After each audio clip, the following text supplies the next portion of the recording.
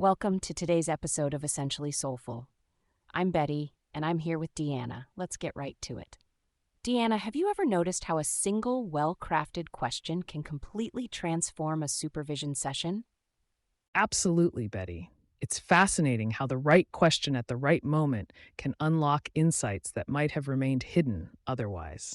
That's really the essence of what we'll be discussing today: the power of Socratic questioning in clinical supervision. It's powerful, empowering, and grows critical thinking skills. I love that perspective. Before we dive deeper, could you help our listeners understand what exactly we mean by Socratic questioning in clinical supervision? Think of Socratic questioning as being a skilled detective helping supervisees uncover their own insights.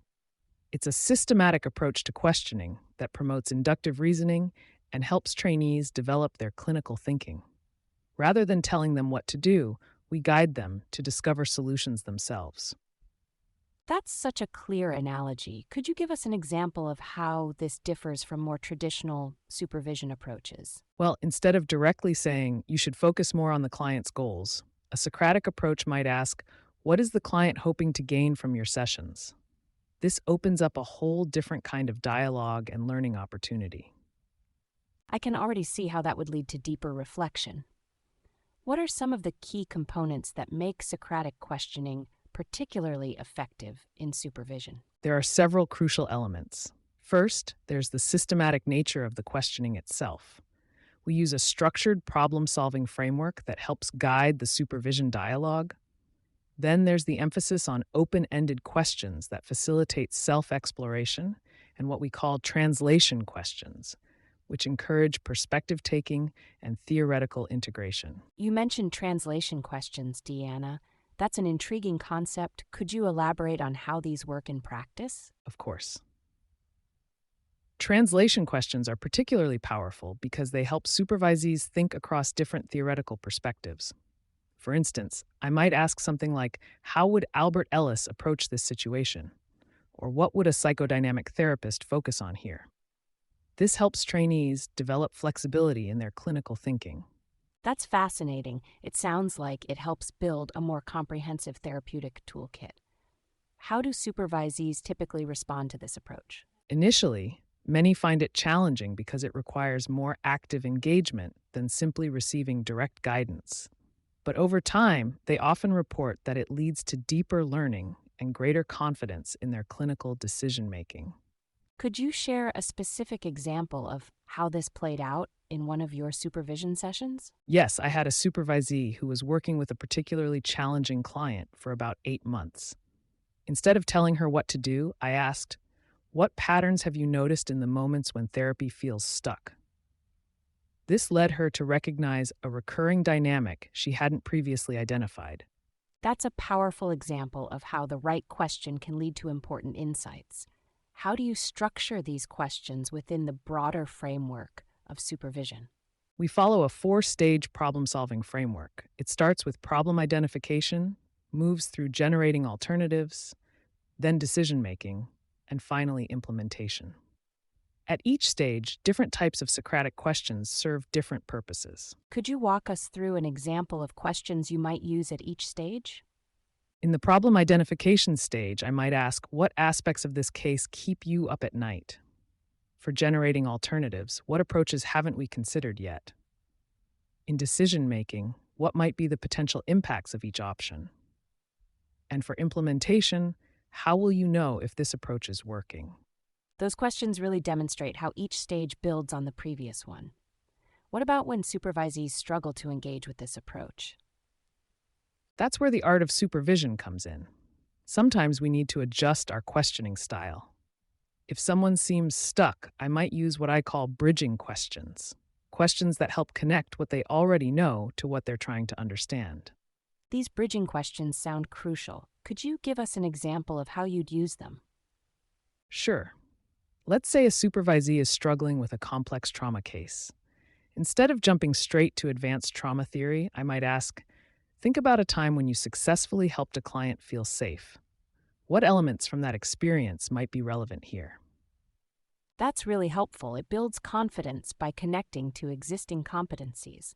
Speaking of challenges, How do you balance between guiding and leading when using Socratic questioning? That's one of the biggest challenges in using this approach. I find it helpful to think of myself as a co explorer rather than a guide. When I notice I'm tempted to lead too directly, I step back and ask evaluation questions like, how do you think the last session went? Or what makes you uncertain about this approach? That's an interesting shift in perspective. Are there times when you find it necessary to be more directive? Yes, sure.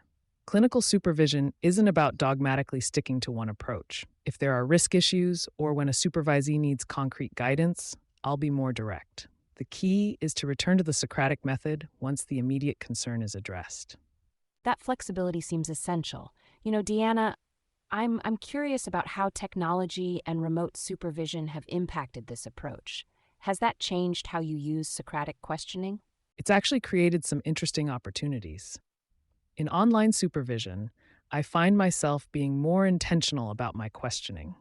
I might use the chat function to write down key questions, giving supervisees more time to reflect before responding. That's fascinating, using the medium to enhance reflection. Have you noticed any particular types of questions that work especially well in remote settings? Yes, what I call process questions seem to work particularly well online. Questions like, what's happening for you as you describe this case? Or, how might your client be experiencing these remote sessions? These help bridge the digital distance and keep the focus on the therapeutic relationship. It sounds like the principles remain the same, but the application adapts to the context. How do you help supervisees develop their own questioning skills? That's a great point. I often encourage supervisees to keep a question journal where they record effective questions from our sessions. Over time, they develop their own style of inquiry. It's wonderful to see them transform from being recipients of questions to skilled questioners themselves. This question journal idea is brilliant. What patterns do supervisees typically notice when they review their journals? They often notice that the most powerful questions are actually quite simple. They also begin to see how different questions serve different purposes. Some questions help clarify thinking, others challenge assumptions, and some help generate new perspectives. That's really valuable insight. Could you share some of these different types of questions that supervisees might want to add to their journals? For clarification, questions like, what evidence supports this conclusion? For challenging assumptions, what would need to be true for that interpretation to be accurate? And for generating perspectives, how might this situation look 5 years from now? These examples are so helpful. I'm wondering about timing, though. How do you know when to use which type of question? It really comes down to reading the supervisee's developmental level and the demands of the moment. Early in supervision, I tend to use more clarifying questions. As trust builds and competence grows, I introduce more challenging questions. The key is to stay just slightly ahead of where they are comfortable. That reminds me of the zone of proximal development from learning theory. How do you assess when a supervisee is ready for more challenging questions? Yes, exactly. I look for signs of growing confidence in their responses to basic questions. When they start anticipating follow-up questions or spontaneously exploring multiple perspectives, that's usually a good indicator they're ready for more complex inquiry. For those listening who want to improve their Socratic questioning skills, what would be your top recommendations? First, start with genuine curiosity. The best questions come from a place of real interest in understanding. Second, practice active listening. Often the next question emerges naturally from truly hearing what's being said.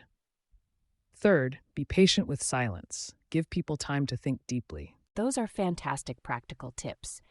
And what about common pitfalls? What should people watch out for? The biggest pitfall is using questions to lead someone to a predetermined answer. That's not Socratic questioning, that's leading the witness. Another is asking too many questions without allowing time for deep reflection. And sometimes people forget to validate before questioning, which can make the process feel more like an interrogation. Those distinctions are really important.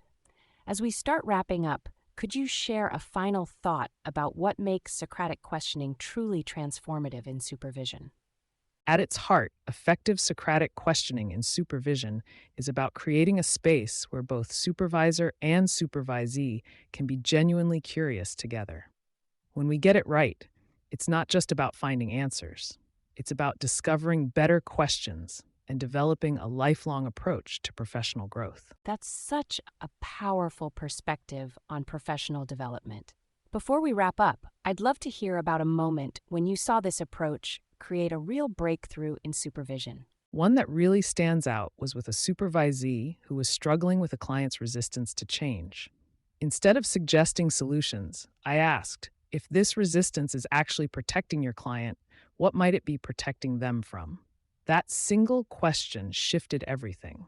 The supervisee's frustration transformed into genuine curiosity about the client's experience. What a beautiful example of how reframing through questions can open up new understanding.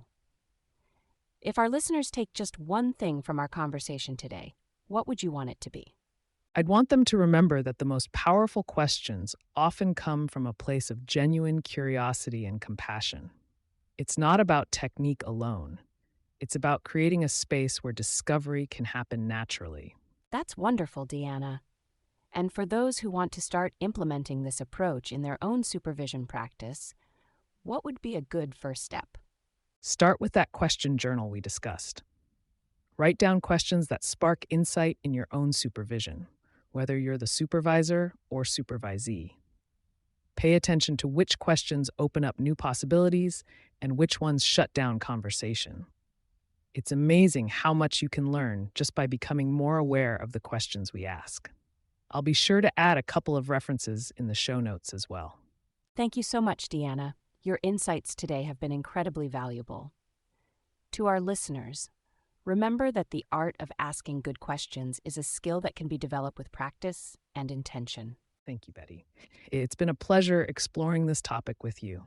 And to the listeners, I hope you'll approach your next supervision session with renewed curiosity and confidence in the power of thoughtful questioning. And that brings us to the end of today's episode. Thank you all for listening, and remember to join us next time for more insights into clinical practice and professional development. Until then, keep asking those powerful questions.